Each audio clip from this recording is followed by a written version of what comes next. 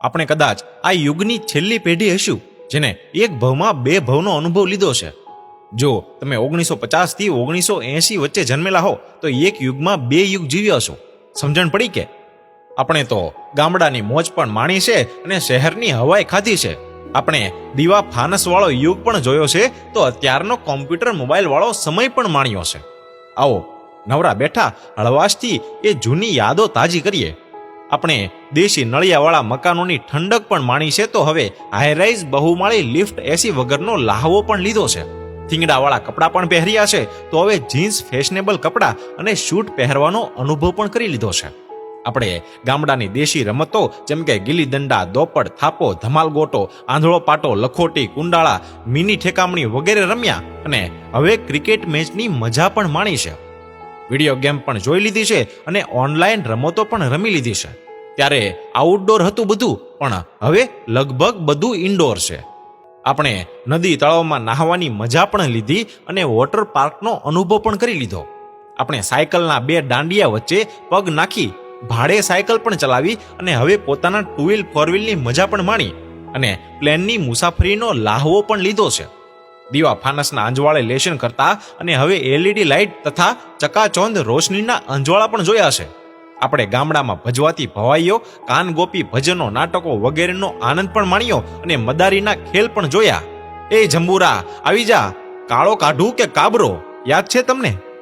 નટના અંગ કસરતના કરતબો પણ જોયા આપણે અને નાટક મંડળી દ્વારા ભજવાતા નાટકો પણ જોયેલા. રામલીલા ભજવતી મંડળીઓ પણ જોઈ અને બ્લેક એન્ડ વ્હાઇટ ફિલ્મો પણ જોઈ. તો હવે સ્માર્ટ ટીવીના પડદા પર મનગમતા કાર્યક્રમો, ફિલ્મો, સિરિયલો વગેરેનો લાહવો પણ લીધો છે. આપણે ટપાલ તાર સેવાનો સમય પણ જોયો અને એમો મોકલ્યા અને છોડાવ્યા પણ ખરા. ટેલિફોન માટે બુકિંગ કરાવવું પડતું અને ઓપરેટર તમને કોલ કરીને વાત કરાવતા. આપણે ગામડામાં ગાડામાં બેસીને જાનમાં જવાનો આનંદ પણ માણી લીધો. ક્યારેક ટ્રેક્ટરમાં બેસીને તો ક્યારેક બળદગાડીમાં જાનો જોડાયેલ પણ જોઈ છે.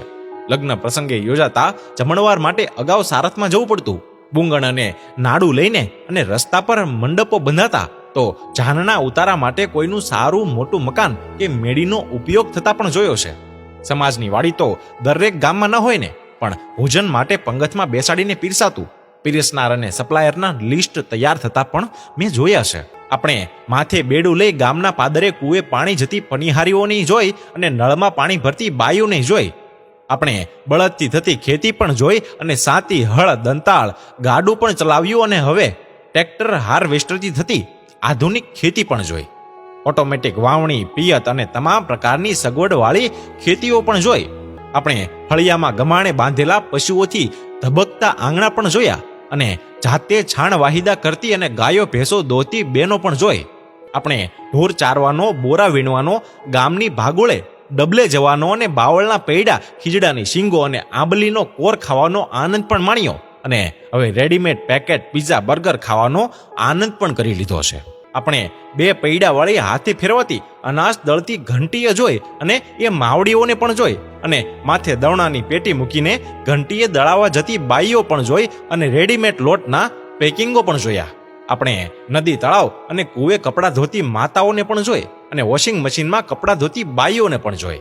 આપણે ગોફણ, જોતર, છીકલા, ખરીપ્પો, ઝીંહલું, સલાખા, મોદ, બુંગણ, ગાડું, ગાગર, બોઘણું, ગોળી, સિંચાણીયું, ઈંઢોણી, હેલ, બુજારું, દોહણું, કળશો, ફાનસ, સરુડી, સુલો, તાવડી, ડોલસું, હંજવારી, વાહિદું, હાથી, ધોહરું, રાંધવા પણ જોયા અને વાપર્યા પણ ખરા. અને આજની પેઢીને આ શબ્દો તો ડિક્શનરી કે ચિત્રોમાં જોવા મળે છે. આપણે જીવનમાં ઘણી આફતો પણ જોઈ અને જીવી પણ. ભારત પાકિસ્તાન યુદ્ધ વખતનો અંધારપટ પણ જોયો. ઇન્દિરા ગાંધીવાળી કટોકટી, 74નું નવનિર્માણ આંદોલન, 76નું પૂર હોનારત, દુષ્કાળ, સરકારી રાહત કામોમાં પાવડો, કોદાળી, તગારા લઈને જતા માણસોને પણ જોયા અને ખોદાતી ચોકડીઓ અને કેટલ કેમ્પ અને 98નું વાવાઝોડું પણ, સુરતનો પ્લેગ અને પૂર હોનારત પણ અને 2001નો ધરતીકંપ, 2002ના તોફાનો અને બાકી હતું તો COVID-19નું લોકડાઉન પણ જોયું આપણે. ત્યારે અછતમાં પણ આનંદ માણી શકતો અને કોઈ નહોતું તો પણ કડકડતી ભૂખ અને ઘસઘસાટ ઊંઘ હતી. આજે બધું હોવા છતાં એ બધું ક્યાં?